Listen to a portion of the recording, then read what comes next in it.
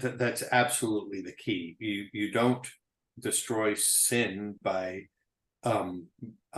blowing it up, from the outside as something other. I mean, Christ took the form of sin. I mean, which is a mind-blowing concept, but that's the point. Entered into it and suffered through it, not as a way of affirming it in any sense at all, but to in a way transform it from the inside rather than from without.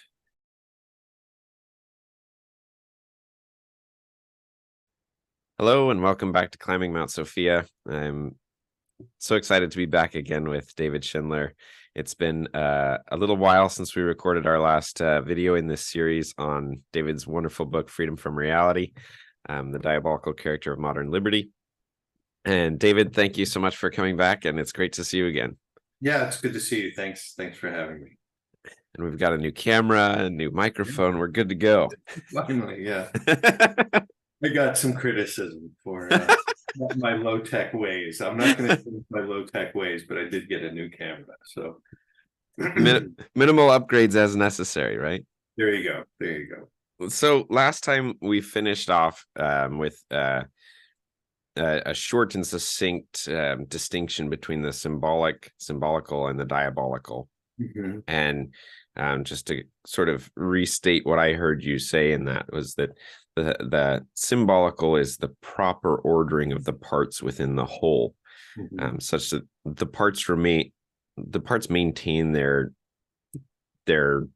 individuation, but they also participate in something that's above them in a real way, that forms into a complete whole. Right. Yeah. No, that's a good, and that the more they pursue their own reality in themselves, the deeper their connection grows, the larger whole and the things that constitute that whole. Right. Okay, great. And then the diabolical is sort of the inverse of that. It's the self-expression of the part at the expense of the whole and in opposition to the whole and the other parts. That's right. And I mean, the crucial thing is precisely to carry through the whole opposition. It actually is only ever an apparent self-expression. It always ends up being an undermining of the self too. Part. So it's not just like affirming the part over the whole. The parts and the wholes are, in principle, can only be affirmed together. And so if you break that fundamental bond, then both sides, you might say, suffer. I think that's a really important dimension. Yeah, it's sort of like it's based on an illusory principle to start with, that you actually have access to the potential to actually individuate away from the whole. That's right. Yeah. Okay. Yeah, and that right, and the power that you draw on ends up being a kind of corrosive power. But I assume we're going to get into some of these details, but just to sort of make the principle. Yeah. Okay. So with that as our backdrop, those are sort of the two poles that we're talking about. I'm going to dive into chapter 5 of the book, called A Society of Devils. And this is where things get very concrete. There you go. Yeah, like we're now moving from just sort of the abstract exploration of this idea of freedom and its relative perversion over in the modern space, to concrete examples of how that has worked itself out in society. And in fact, you talk about at the beginning of the chapter that you hearken to Plato's notion of the city as the individual soul writ large, and that the societal and cultural institutions are sort of a manifestation of the collective soul, in a sense, and mind. That's right. Yeah, I mean, there's a kind of constant feedback, and so in a way, the soul is all. I mean, what culture is in a certain sense, and the institutions of culture, and therefore the polis, the institutions of politics and economics and so forth. All those things are a kind of projection of the interior reality of the soul out into the world, and then that in turn forms the soul, so that there's this constant circuit Yeah. of feedback there. Yeah. Which, man, that's such a, if you take that seriously and in our current society, there's really something to face up to that. To have the courage to face up to that is quite something. It is, yeah. No, you realize. I mean, I don't want to send us on a on a path here, but I think that's the context in which to consider, the new theme of artificial intelligence, so-called artificial intelligence, and the ChatGPT, that whole sort of technology. What that, we tend to think of it in the first place as a kind of an extrinsic threat, something, an outside threat.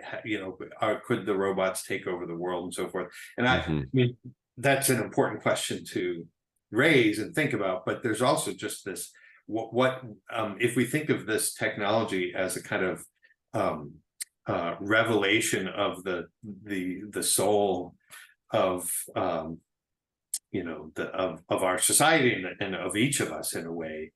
There's a deeper question that precedes that that secondary one. In that sense, would it be almost like it's it's a means by which to hyper jump or like massively speed up that process of sort of manifestation of the collective soul? Oh, that's interesting. Yeah, it does. That is really interesting. It does speed, and that in itself it raises a question. What is entailed?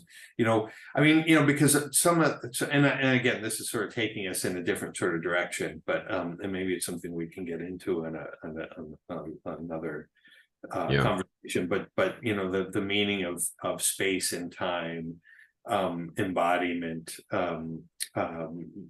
living and being in the world, the concrete, the localized, being in a place with seasons and so forth. I mean, how all that bears on what intelligence in fact means.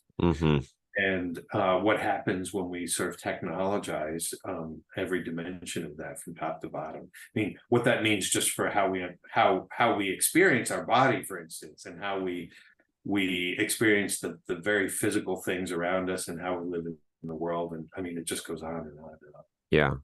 Yeah. Well, maybe we can tie that in as we get, because technology is one of the sections in this chapter. But the title, I love the title of the chapter, The Society of Devils. It comes from Kant, right? It does. Yeah. No, I found, once you start down this, metaphors can kind of get away from you. And it's not just a metaphor, but this one, just started popping up in all sorts of ways. And I found it really revealing. So Kant, for him, the political problem was, how do we devise communal life as a kind of technological system that is totally indifferent to the quality of the agents that operate within it. And so, how do we make a perfect society that could even bring harmony to it, as he says, a society of devils. And because of the diabolical theme, I just thought, in a way, it's a perfect expression of the argument that I was trying to make. Oh, it is. And then you have this line in here too that says, it's in the form of modern liberalism, in spite of anyone's deliberate intentions, it tends to make the society of devils not a test case, but a cultivated ideal. Yeah. I mean, I think that's true. I would still stand by that. I mean, in a way, I think we're seeing it. Absolutely. Experiencing it pretty, and this is part that to go back to that earlier point, this is part of the feedback. We kind of create this system of life that is indifferent to, it becomes kind of a mechanism, an artificial mechanism that's indifferent to the intrinsic quality of things. And that on the one hand, you think, okay, well, if it's indifferent to it, we can cultivate intrinsic qualities privately, without. But the problem is that then creates this sort of formative context, a formative environment, which then actually re-educates us and makes the very concept of intrinsic excellence, in a certain sense, obsolete. It renders it meaningless, and that then affects every dimension of our life, even in our private lives. What we think of as our private lives.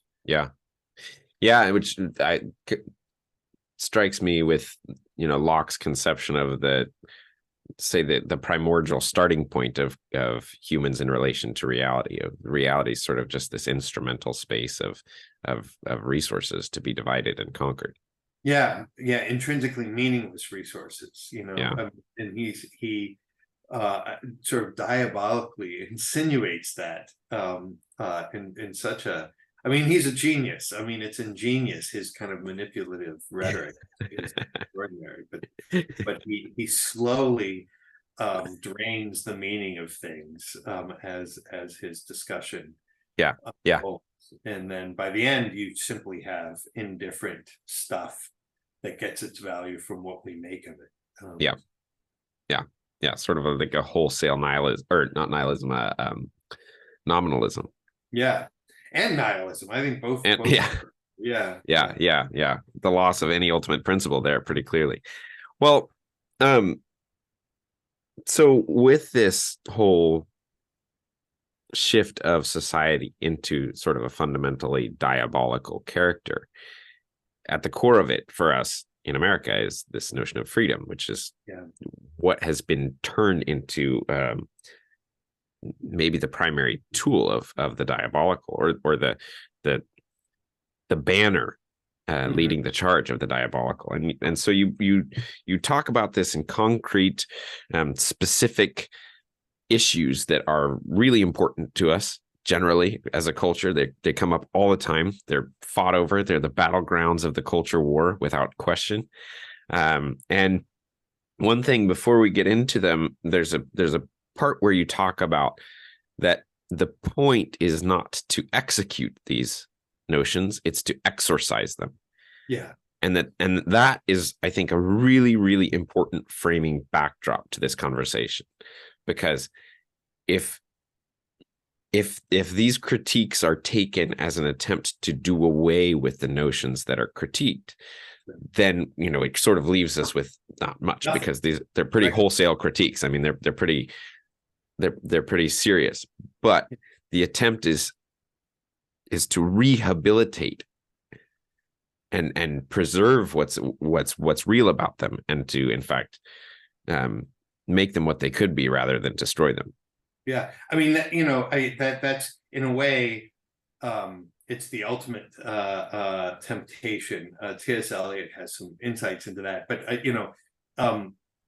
it might seem, you make a critique that you need then to eliminate the thing or separate yourself. But I mean, think about that. That's what the diabolical is separation. And so the ultimate trick is to have us separate from the diabolical in a way. The things that have been sort of perverted, and then we are absolutely isolated. I mean, that's the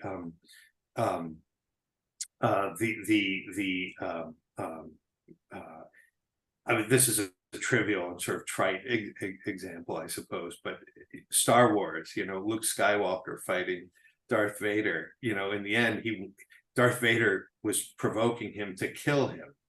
And rather than that, on the surface, that seems like a defeat of the principle of evil, but it's the final triumph of it. There's a lesson to be learned in that, even though it's a movie. Yeah.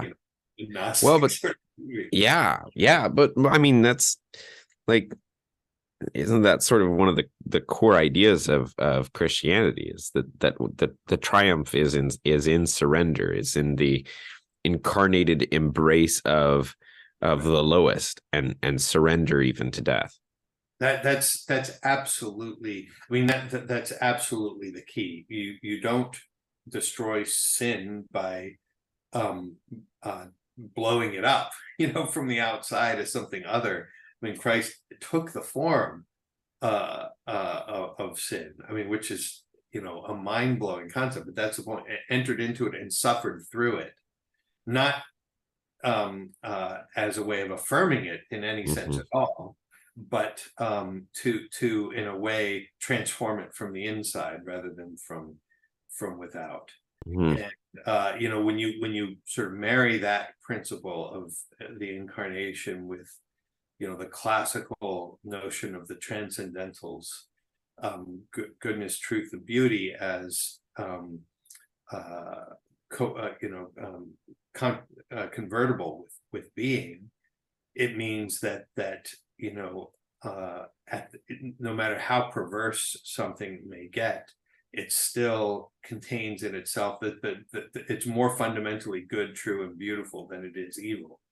Yeah. And so, right. If we simply separate it from it, we're actually denying the very principle of the symbolic order, which is the ultimacy of goodness, truth, and beauty.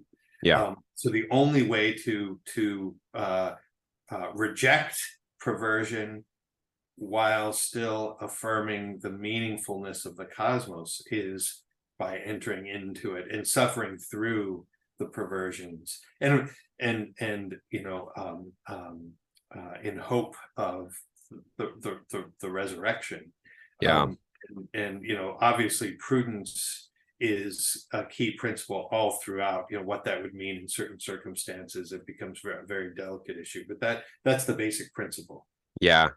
Well, and okay, so I mean, this to me is why this is why I remain in the Christian frame.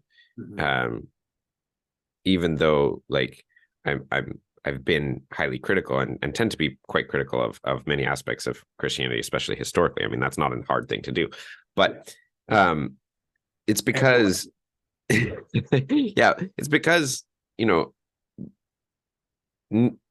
Neoplatonism or Stoicism or all these other spaces that I find to be profound and deeply helpful and meaningful, they don't give an account which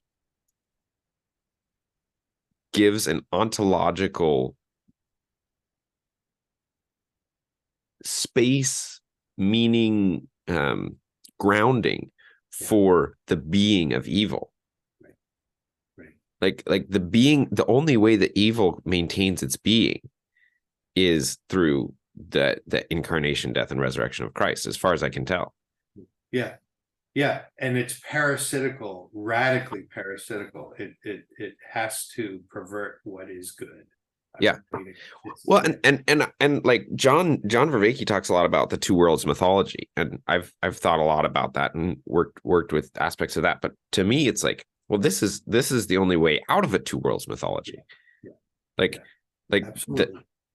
Christ is like, Christianity is, in this sense, is sort of like fundamentally the pathway to the liberation.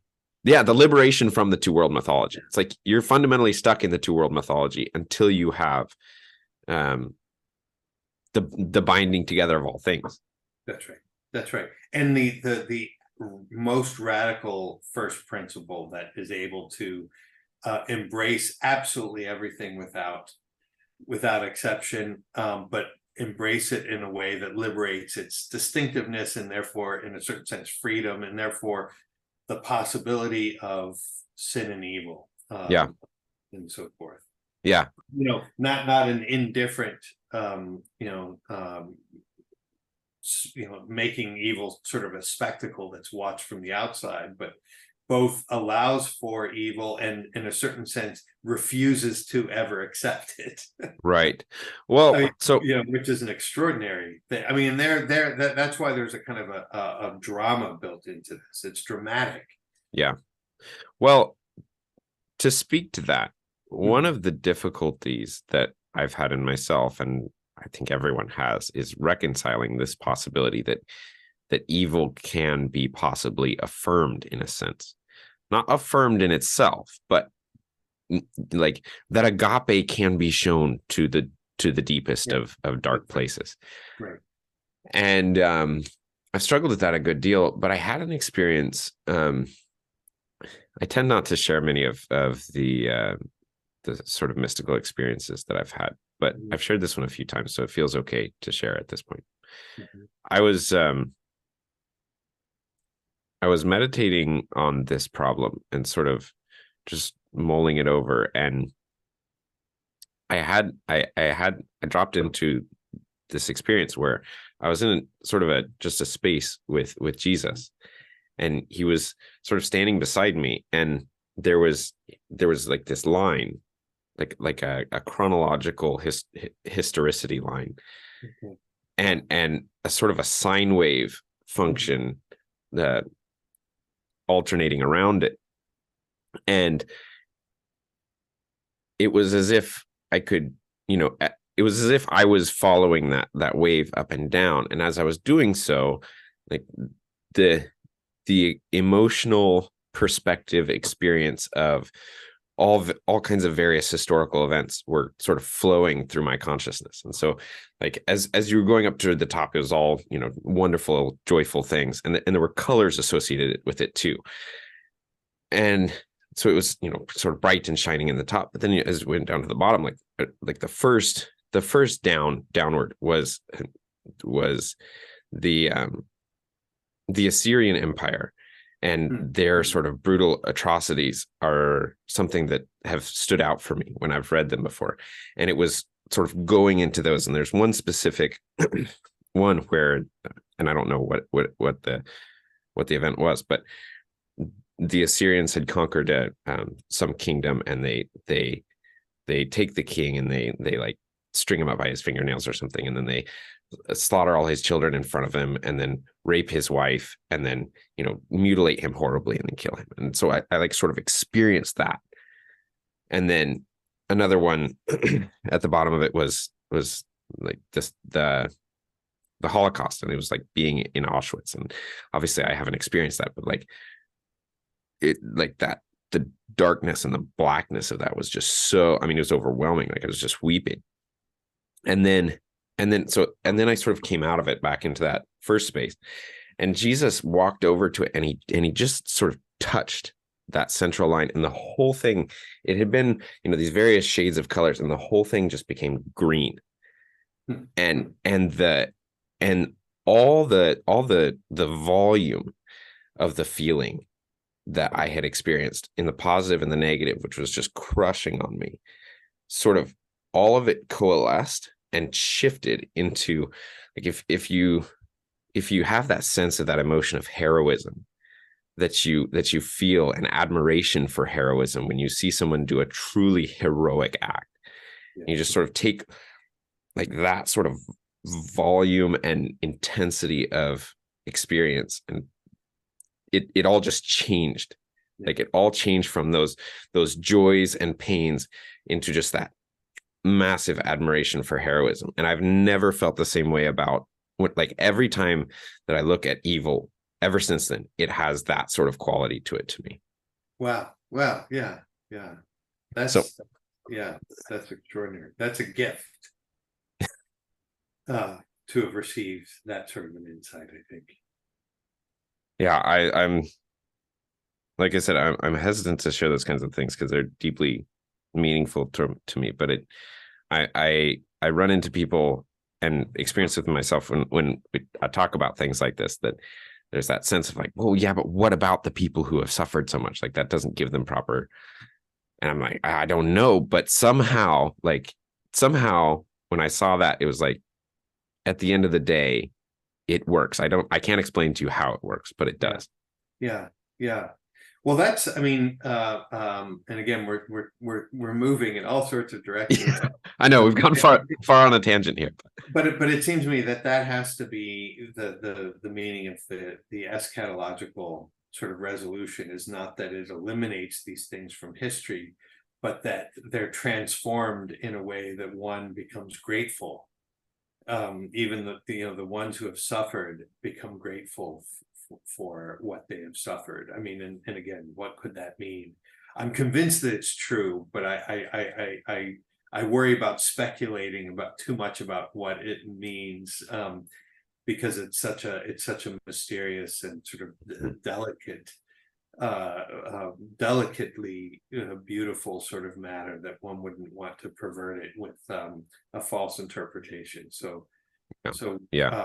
but it seems to me that that's what, that, and that's we embrace it all in hope. Yeah. Hope is really Yeah. crucial, and has been so trivialized what it could possibly mean, and it tends to be reduced to a banal sort of optimism, but that's not at all what hope, genuinely theological hope, is not that. Yes. Yeah. That would be a fun conversation. Maybe it's sometime with next time we talk to Christopher Meister Pietro, maybe we could talk about hope. That would be great.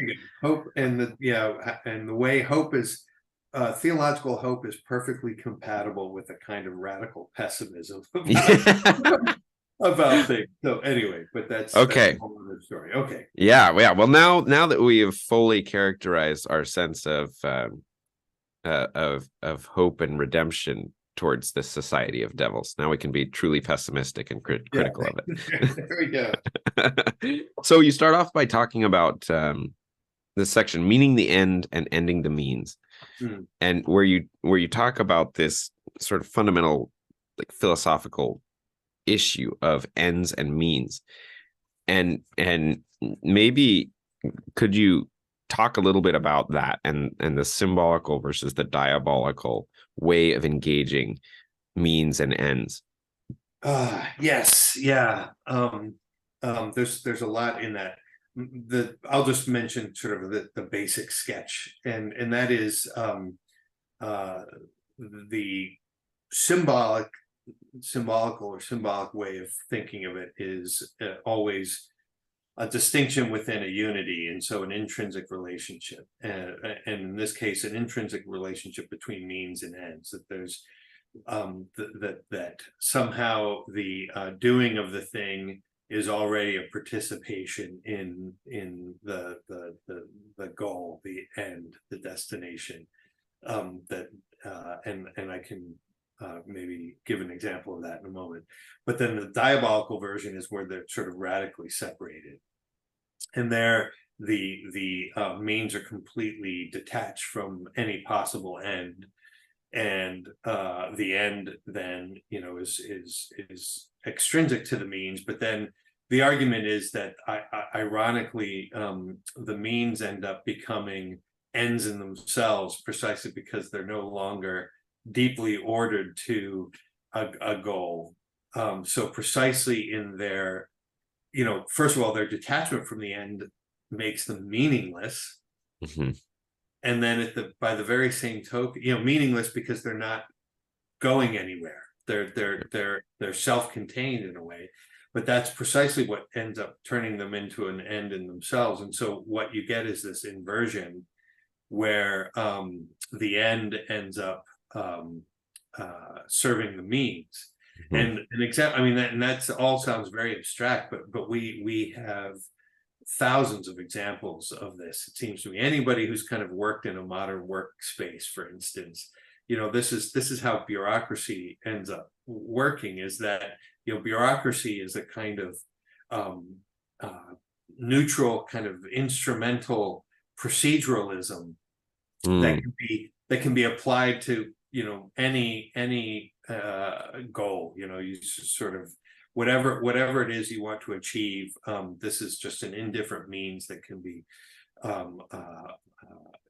basically set up, organized to achieve that. And it doesn't matter what the final goal is, but invariably you end up having the bureaucracy itself sort of takes over, and things end up at the service of the process of bureaucracy. End up getting the tail wagging the dog. And I've had so many experiences of that. I'm sure so you have too. Is it the kind of thing where it's like the hook of it is the idea that, hey, here's a Swiss Army knife tool that can fix any problem, just apply it to whatever problem and it'll fix it. That's sort of the allure of it. Right. But in actuality, what ends up happening is that whether or not your goal gets mediocrely accomplished, if that's a word, accomplished in a mediocre way or not, Yeah. it's always going to be turned around such that the actual energy that's available to you, let's say, to put towards the goal, most of it gets siphoned off in the process, and very little actually ends up accomplishing the goal. Yeah, I mean, so basically, right, what you end up doing is getting, first of all, that's exactly what the allure is. And this is, you know, its potency, its power. Whenever you have means that can be applied to all sorts of ends, you have this sense of power. But it's precisely an abstract power. It's a power that it can be applied to anything. And so, you know, in a way, it doesn't have the concrete reality of serving a very particular goal. But what happens is then that this method gets sort of fixed in itself, and then when it's applied to various things, precisely because it's been absolutized, you're only really able to address the actual goal or the problem that you're trying to solve in the terms that are set by the means. And so those end up framing the problem, and whatever doesn't fit into the preset, prefigured means gets ignored and marginalized, and so it actually transforms the end. Yeah. And again, that happens everywhere. I mean, the clearest example that comes up for me is healthcare. I mean, I work in healthcare, and I mean, if you want to become sort of instantly despairing about our modern culture, just go and look at some graphs of healthcare spending over time and healthcare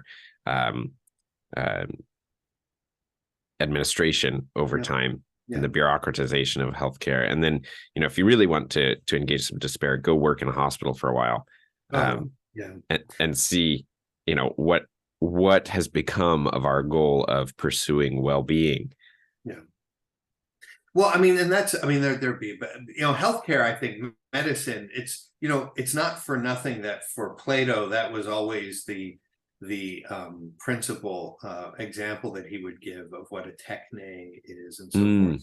I mean, medicine in a way gets to the heart of so many things, but you're exactly right. I mean, just to take a simple example, because we've been speaking sort of abstractly, but just a simple example of how the means transform that to which they're set, you know. So the problem is we have you know, think of psychological disorders and the complexity of psychological disorders, and you know, these are disorders of the human psyche and the human soul, and so, you know, originally they have to do with the whole human being and the relationship to meaning, to being, to God, to reality. All these things are kind of at the heart of what a psychological disorder is. But we have developed, you know, medicines to address some of these problems, and you know, and the idea is, you know, in addition to all the sort of spiritual help that a person might need, there's also this, you know, we're just going to develop these medicines that are going to help, but over time, in fact, you transform the very meaning of a psychological disorder. And in the popular imagination, I mean, it's become universal. We think of psychological disorders as medical ones, and we think of them as a matter of the wiring in the brain. We've reduced them. Now, again, it's not that the wiring is indifferent, but we've absolutized that, and that's become kind of standing for the whole. I mean, and you know, one can go on and on. You know, our understanding of what obesity is, our understanding of, you know, all the different dimensions of the medical field, and then you build in the incredible Byzantine kind of proceduralism of health insurance, and you know, the pharmaceutical companies, and I mean, it just goes on and on, and you see how human health has become a function of these systems, rather than being the reality to which the systems are subordinated, right? And the reality that gives them direction and meaning and sense, and then also limits. Yes. Yeah. So yeah, it's the healthcare system is a great example of this kind of inversion. Yeah. And the mental health. And you could certainly speak to that much more concretely. It's my day-to-day lived existence. I mean, I'll go to work once we're done with this conversation and round in the hospital and have conversations with people. I'll never forget when I did my rotation in psychiatry. My teacher said, the right way to think about psychiatric medications is that it's as if you were driving your car and it makes a strange noise, and so you pull over and you open the hood and you just dump about 5 gallons of oil all over the engine, and you take off driving again, and the noise is better, so you keep doing it. That's a great. Well, wow, there's quite a bit there. Yeah. Okay, so to jump into one let's problematize the way we talk about rights in the modern frame. There's this sort of fundamental framing that I must have my rights. That's sort of one of the founding, the Bill of Rights of America, and the way we think about rights of the individual in the modern world. Yeah, I mean, you go right to one of the more controversial. I mean, so what is a right exactly? The problem is that first of all, you think about, okay, what's the purpose of a right? And the purpose of a right is to, in a way, protect the individual and protect freedom. But the problem is that I mean, this is actually a very deep issue, and I'll see how. I don't know if I can really get to the nub of it here. I'd have to really recollect the pathway. But the heart of the matter is that. Let me start this way. It seems to me a healthy conception of what a right is as it's a social extension of a natural power. So you begin with human beings that have a nature, and there's certain things that belong to us by nature that are part of we have an intellect and will. We have normally we have certain appetites. We have certain ends that define us, and it's the in our communal existence, those things that define our basic humanity can't satisfy themselves in isolation. They can only satisfy themselves socially, and so they require the participation of others, and because they require the participation of others, they require a kind of recognition by others. And so that would be a kind of and eventually a kind of an institutional recognition. And this would be a sense of rights as dimensions of human nature that help define the proper ordering of the social and political whole. Now, what happens in the what I would call the diabolical conception is that the relationship between both the social and the natural are removed. Those are things that would actually root what we mean by rights in an actual, real, concrete ordering.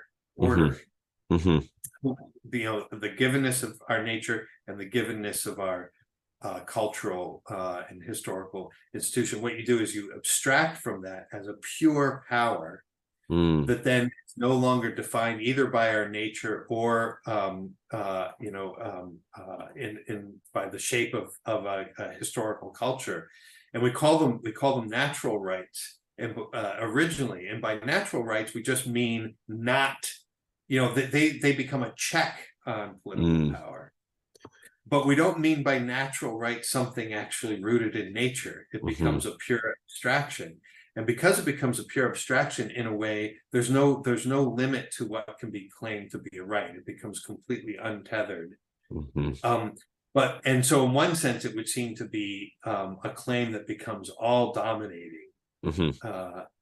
But as a pure potency, it has absolutely no reality except insofar as it's recognized and institutionalized in the political order. And so in a certain sense, it becomes totally dependent on a kind of a political instantiation. And so you get this just very strange dialectic that's built into the very notion of rights. And that establishes a kind of dialectical and corrosive logic that I think, ends up pitting everybody against each other and against their own nature and against the social whole and so forth. It becomes a kind of spiraling of this, diabolical energy.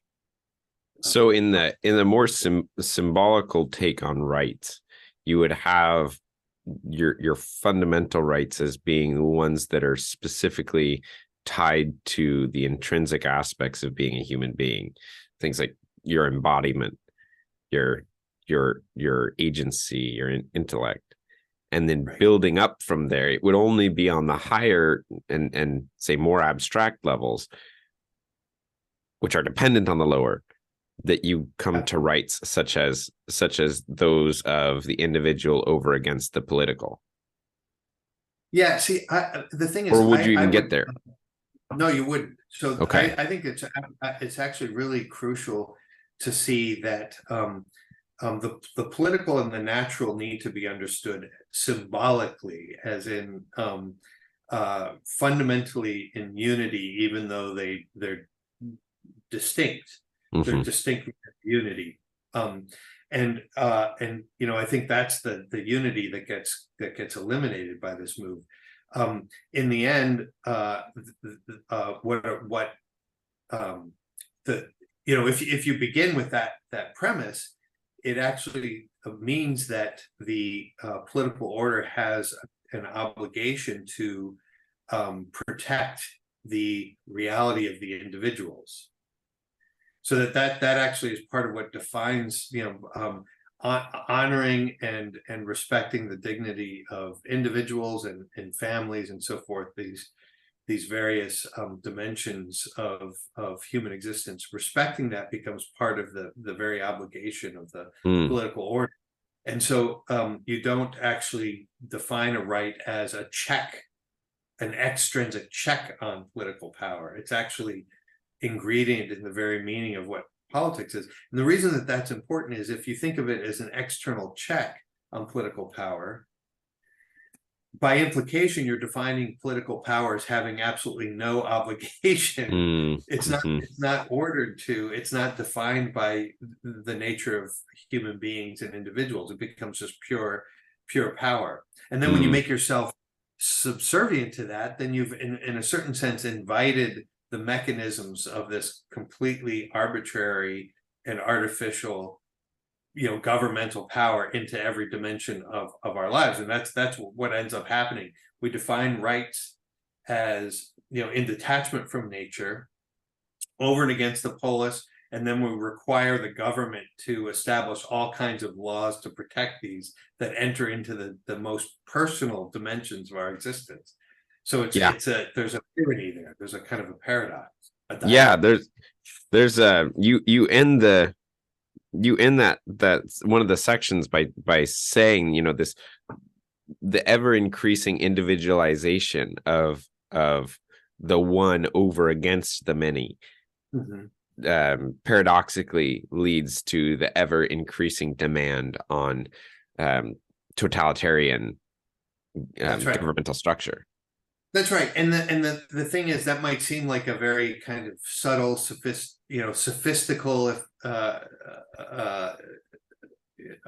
kind of argumentation, but in fact, first of all, I think it's true. And secondly, I think it bears itself out. The truth is born in the historical evidence. I mean, we see we see that it's hardly the case that with the growth of the rights of the individual that, you know, governmental powers and institutions have been limited and decreased. I mean, quite the contrary. Yeah. Yeah. Right. That's I think perfectly evident. You know, Yeah. a really interesting book to read on this thing that I didn't know when I wrote that, but I find it sort of confirming a lot of the things I was sort of intuiting in that book is Bertrand de Juvenel. He's a 20th century political theorist from France, and he has a book on the history of power that lays this out. And another very interesting one is Robert Nisbet, The Quest for Community, who explains that there's, you know, we think of collectivism and individualism as opposites, but they grow in tandem.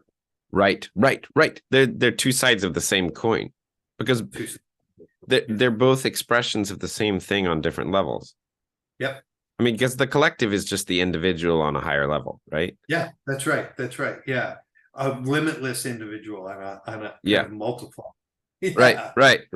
I mean, it sort of depends on which level you pick, right? Like sort of the tribe and tribalism or nationalism at the next level, or, you know, it's or globalism, you know, it's just you're just multiplying this, you're multiplying the same order. And that's why it's in the end, it all comes down to the fundamental conception of order. Do we have a symbolic conception of order or a diabolical one? It really does come down to that, I think. Yeah. Which well, okay. I want to move forward to, because you talk one of the sections you talk about freedom of speech. Oh, right. And another one's freedom of thought. And I wonder if we can sort of talk about sort of both of those at the same time, because they seem similar to me. Those are sort of, I mean, the First Amendment to the Constitution of the Bill of Rights is the freedom of speech, right? And it's a big battleground right now. Well, what is freedom of speech and misinformation, and what are you allowed to say versus not? And as we've been talking about, okay, so rights insofar as they are legitimate, build from the bottom up and do so in a way that gives rise to a symbiotic relationship of the one to the many. That's right. Yeah. And that's what's not simply from the bottom up. It's always going to be both directions at once. Right. In a properly symbiotic relationship. So what is it about the way that that the right to the freedom of speech, let's take that one. What is it about the way that has been manifested that hasn't done that served the diabolical order instead of the symbol? Yeah. I mean, just to sort of cut right to the, I think the most potent example of this, and this is sort of mixing speech and thought, but but those can't be separated anyway. Right. But you know, the famous passage from the Supreme Court about, you know, what defines freedom is our capacity to determine the meaning of existence for ourselves and so forth. Now, I think that really is something worth reflecting on. Like, what are the implications of that? And you know, and as I argue in the book, on the one hand, it seems like this is an extraordinary power that you're giving to an individual to determine the meaning of existence. I mean, in a way, nobody in history had ever thought that we could possibly have that power. Now it's being given to each one of us. But the point is, precisely because it's absolutely an individual power, you are entitled to determine the very meaning of existence, as long as it has absolutely no implications for anybody else or anything outside of yourself. So you absolutize it by separating it from reality. And so in a way, it becomes, you're allowed to, so I mean, the implication is you're allowed to think and say anything you want as long as it doesn't mean anything. As long as it has no significance for anybody else. The moment it has significance for anybody else, then their rights sort of come in, the very rights sort of come into question, and they are perfectly free, right? What happens when they're perfectly free to ignore it, right? To think differently? Then again, you're sort of multiplying this, infinity of interpretations, none of which can actually mean anything in a kind of an abiding way. I mean, they can't even mean anything for me. My thoughts Right. can't even mean anything for me, because I can change my mind at any given second. So Yeah. the moment the words leave my mouth, they can no longer make any claim on me or anybody else. They're utterly meaningless. So we purchase absolute freedom, apparent freedom, at the cost of complete meaninglessness. Yeah. Yeah. It's just And nihilistic solipsism. That's right. That's right. And you see, this is an example of something. It's not that you're affirming the part over the whole. You're actually undermining the very meaning of the part in itself. Right. Thought can't really, traditionally speaking, thought was an intelligible, a participation in the intelligible order of the cosmos. That's what it meant to think. It wasn't just an internal process. It's actually a participation in the meaning of things. So that, to think falsely is, in a certain sense, not to think. Mm-hmm.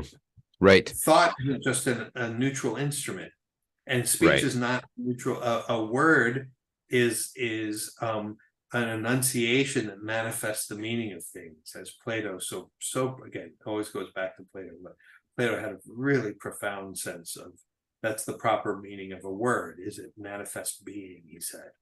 Mm-hmm. So that when you lie, it's not just that you're using a word for some other purpose, you're actually betraying the very essence of what a word is. Mm-hmm. And that then gives a lot of weight to our thoughts and words from the classical perspective. And then you recognize why there would have to be a certain care taken, right, in the common space, right, about what is thought and said, because these things are profound and beautiful and essentially human realities that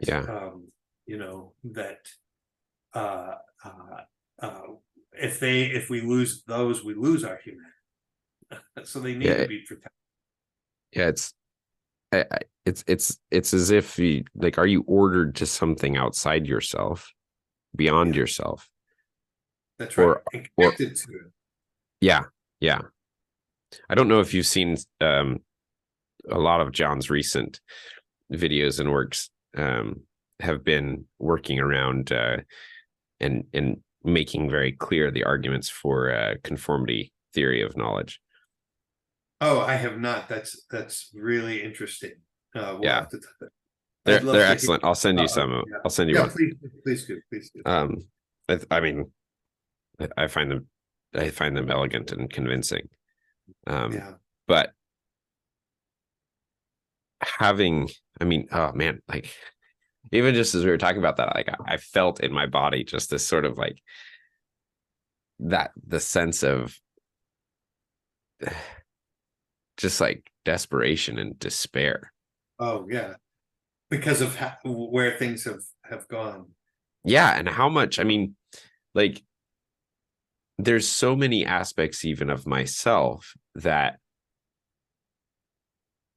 even though I can, like, intellectually grok and follow the arguments, I'm so deeply,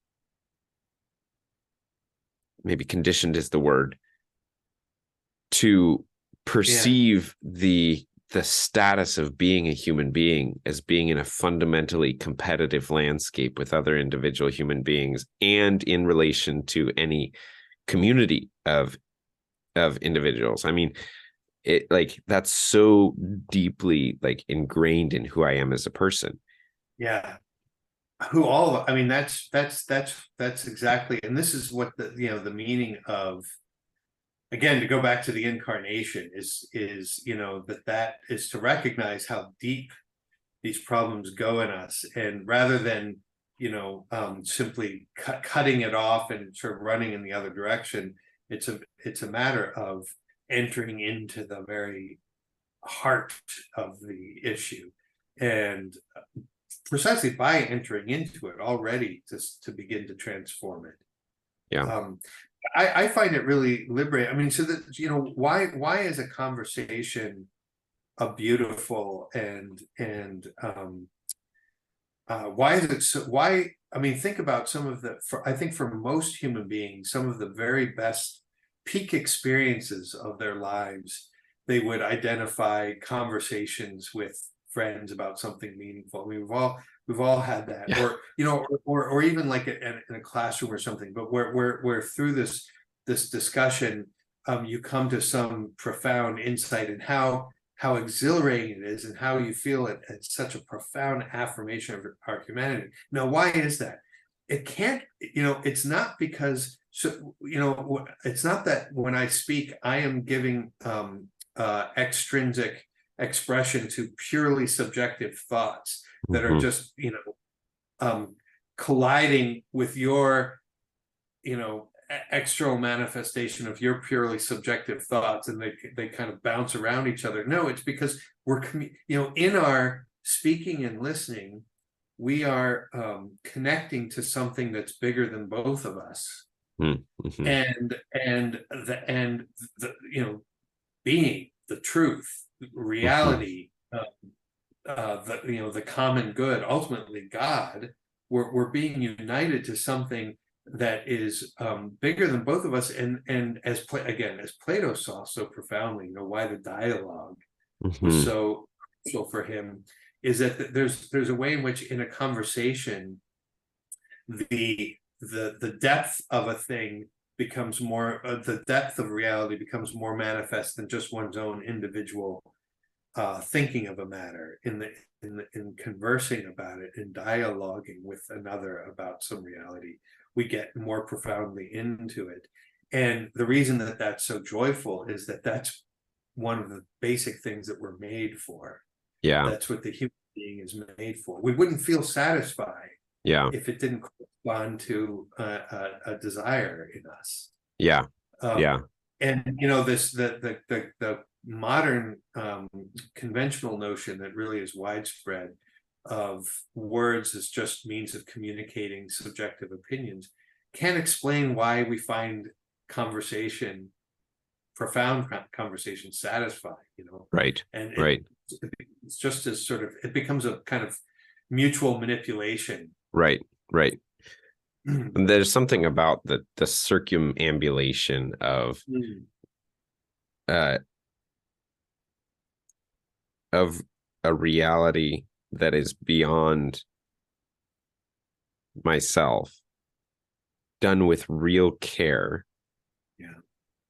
from multiple viewpoints at the same time. Is what happens, I think, in real dialogue or dialogos. Right. That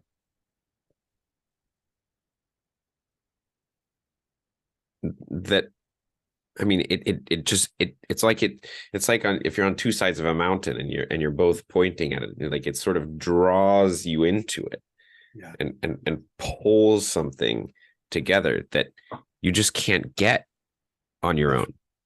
That's right. And think about it, there's a sense in which, we and this needs to be qualified in all sorts of ways in terms of actual how the psychology works here, but we think of the two eyes as giving depth perception to something, that you're able to, the two eyes, you're looking at one thing, but with two eyes, and that actually allows it to take a certain more concrete embodiment in front of us. I mean, that's multiplied, immensely, with another soul and two people discussing something. Because, in a certain sense, you can always fall back into the concern, what if this is a figment of my imagination? That there's always this capacity to reduce things back to just our own thoughts. These are just my thoughts. These are just my subjective experiences. But in a conversation with another, the objectivity and the independent reality of the thing stands out all the more. And I think that's part of the joy of conversation, actually. And so thus, would freedom of speech properly be the ordering of speech and thought towards something beyond ourselves that is not, that there's no arbitrary constraint put upon it, but it's ordered to what we understand fundamentally to be beyond us, but also within us, and to be discovered. I always like to go to the end and then work your way back. And so, I mean, genuinely free speech is speech in which the reality of a thing sort of stands forth and brings joy to the speakers. You know, that's, speech is free when it is sort of successfully making manifest. And this is why truth and freedom go together. And then you could say, well, what are the conditions of free speech, or whatever is required to help that happen properly? Help people have deep conversations about reality. That's what cultivating free speech means. It absolutely does not mean, protecting individual capacity in an unrestrained way to say whatever they want, because again, you're defining speech as having no connection to reality. Right. So you're saying that you're defining the freedom of speech by its meaninglessness. Right. It's a purely instrumental ability to represent your own subjectivity rather than an ordering towards something that is intrinsically more real. And even that is just apparent because it can't represent. So I mean, even that is a falsehood. That's why this is so profound. I mean, it becomes completely unintelligible, incoherent when you really press it. Yeah. Okay, I want to do one last one relatively quickly because I know we've spent a lot of time here. There's always so many tangents that are all deeply worth exploring. Yeah. But that's the nature of a good dialogue, right? Yeah, exactly. So to poke one final bear here, the notion of equality. Oh, right. That is maybe the most hotly contested of cultural battlefields. Yeah. And this, okay, so I'll try to just briefly put out what I like. When I think of the modern notion of equality, what comes to mind is this, well, or even, push it a step farther into the other buzzword of equity, right? Yeah. There's sort of this classic picture of, equality is, three people just getting to stand at the fence watching the baseball game, but one's tall, one's medium, and one's short, and the medium and short one can't see over the fence. Well, equality, but equity is where you give the short one a large box and the medium a small box, and now they can all see over at the same level. And it's sort of this, like, even within that picture, there's this leveling of the positions of individuals that is sort of attempting to, I think in its right compensate for discrepancies, but I think the goal of it is something like, how do we make a sameness, an equivalence of conditions in which every individual experiences themselves in reality? Yeah, the word same, it's kind of interesting. Etymologically, it's actually a very profound word. There's ultimately it means love. Really? Yeah, it's really interesting. The word same is related, etymologically related to the German word Samen, gesammelt, Zusammenheit. So the SAM, it means togetherness. And of course, there's a kind of hama in Greek. It's a togetherness rather than, so we tend to think of it in abstract sort of quantitative terms, as you remove all differences so that you have an abstract identity. There you go. Identity is a much better word there. Now, you know, what's interesting about your baseball game example there is you've got something really concrete, and you're saying it's a good thing to be able to watch this game. And so in a very concrete way, you have a particular response to the condition of each of the individuals to allow them to share in something common, you know? I mean, think about the difference between that and an approach that would say that we're all the same and we need to ignore differences. And, you know, and then that becomes kind of an ideological perspective that you would say that these three individuals, the tall, the medium, they're actually not, the differences in height mean nothing. They're Right. actually the same height, you know? And I mean, and of course that becomes sort of incoherent. So you see this abstract sense of what equality is becomes a kind of an ideological reinterpretation of reality that can achieve a kind of common experience, but it's not even a common experience. It's a multiplied individual experience only by eliminating differences. As opposed to the other approach that begins with a recognition of differences and a genuine affirmation of what's different and unique about each individual, and thinks of them as deserving to share a common experience. And again, it's a common experience as opposed to multiplied individual experience. And you know, it's a radical, you know, in terms of like praxis, the practical implications are radically different in the two cases. So I, you know, our problem is that we tend to think of equality in far too abstract terms. Real equality is love's difference, and loves to affirm, loves hierarchy, actually. Can you say a little bit more about that? Yeah, I mean, you know, think about you know, think of a love relationship. I mean, how many lovers have ever said to the one that they love, "You are no better than I am." Right. You are no better than I am. We are exactly, and you know, there's that sort of kills eros, right? There's by definition, actually. Yeah, you can't have eros to something that is the same as you or below you. That's exactly right. That's exactly right. Oh, a paradoxical way from Dionysius, but that's a whole other thing.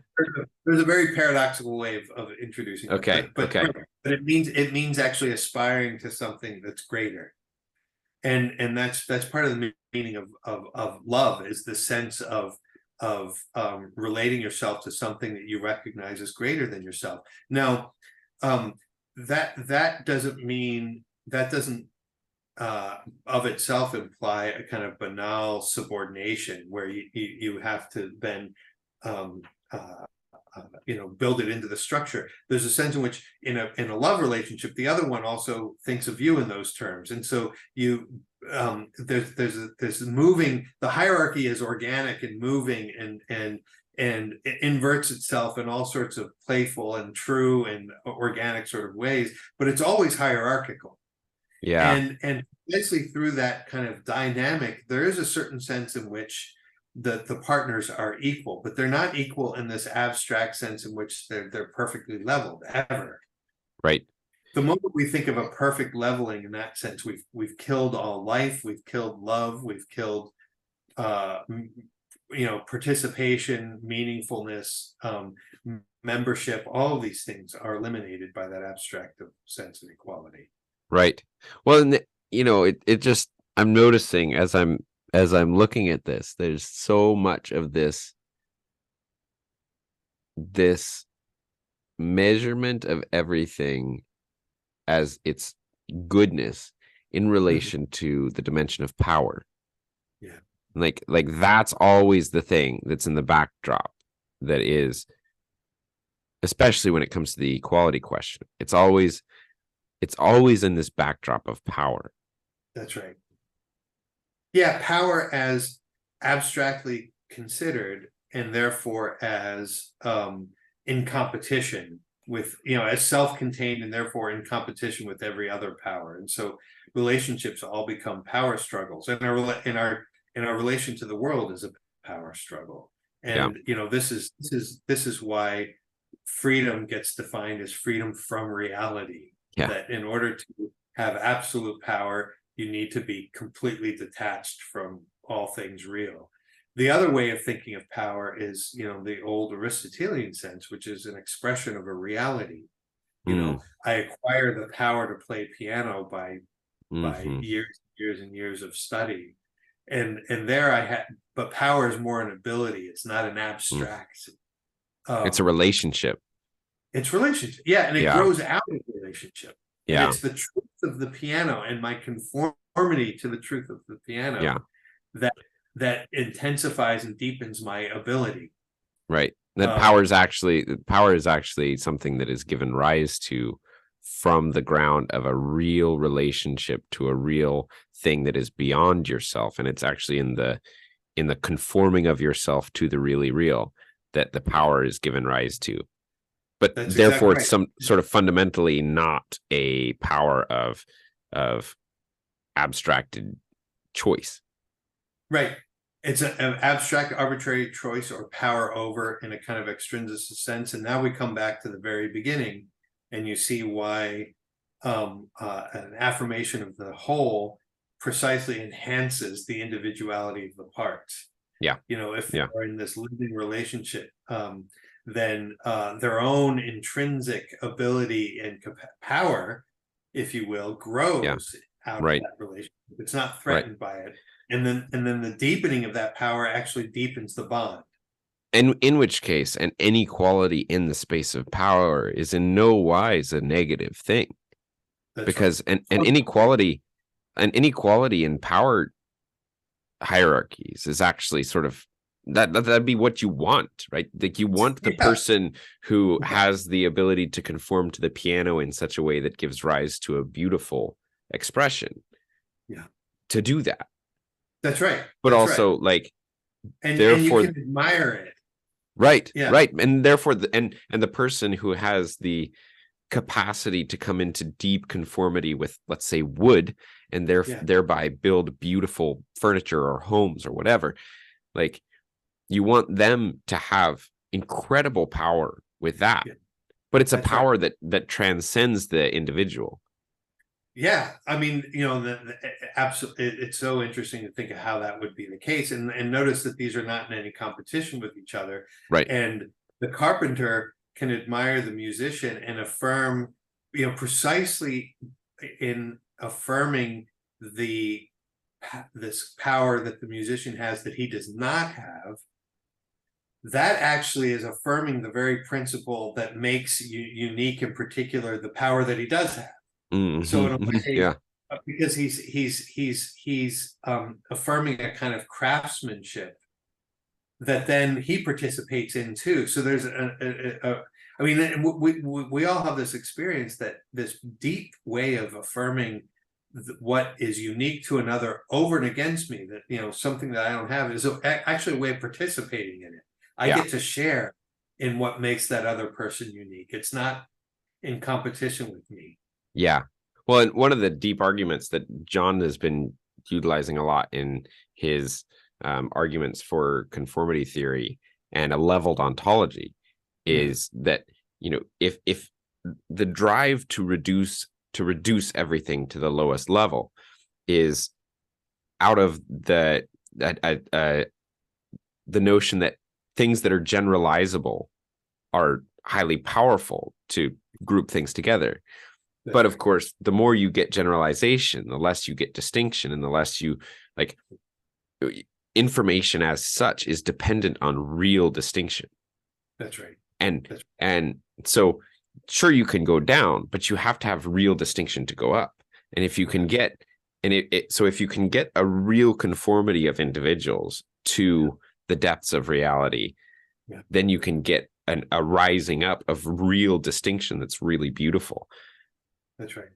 That's right. I mean, this pure leveling creates units subject to centralized control. I mean, that's That's part of Juvenal's argument about the nature of power. And that's why you end up getting an extrinsically imposed conformity, because there's always going to be a conformity. And the question is, does the conformity take the form of totalitarian control, or does it take the form of the liberation of reality? I mean, the ancient or the medieval, let's say, word for conformity is adequatio, adequation, and adequatio intellectus et rei is the classic definition of what truth is. When the mind conforms to reality, when it enters into a genuine participation in what's real, and elevates itself to it, an adequatio, it actually rises to the truth. That's when that's a kind of conformity, but it's a liberating one, because it's what we're made for.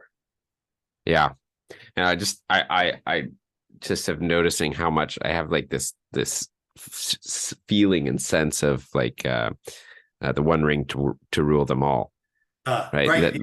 That's there's so much of that throughout this conversation, and this obsession with the diabolical power of and the spirit of Sauron that just like pervades. Tolkien was just extraordinarily insightful. Oh my goodness, on these questions. Yeah. All right. Well, we should probably stop at some point here. So. All right. Yeah. Well, thank you. We'll have a chance to continue in the future. Yeah, this has been wonderful. There's a bunch more of these aspects of the Society of Devils that we didn't get to, but this was wonderful. Thank you. Yeah. Sure. All right. Talk to you later, David. Bye-bye.